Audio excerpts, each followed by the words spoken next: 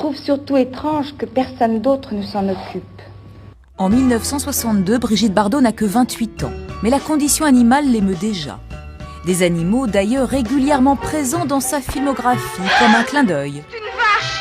Mars 1977, Bébé a arrêté le cinéma, mais sa notoriété reste intacte.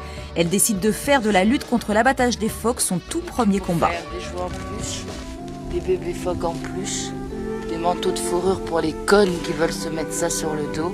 Si j'ai fait le voyage de France jusqu'ici, c'est pas pour faire du tourisme, ni pour me faire photographier comme au Festival de Cannes. Et une première victoire, puisque l'importation de fourrure de bébés phoques sera interdite en Europe.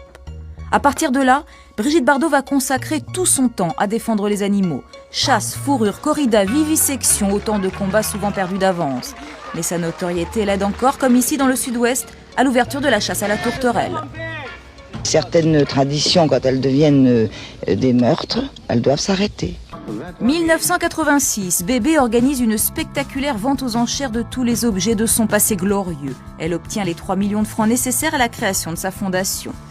Une fondation dont les actions vont se multiplier en France et dans le monde. Campagne d'information, de stérilisation, d'adoption, création de refuges. Et à chaque fois une Brigitte Bardot présente, car toujours aussi médiatique. Dans les années 90, Brigitte Bardot dénonce la cruauté des abattages rituels.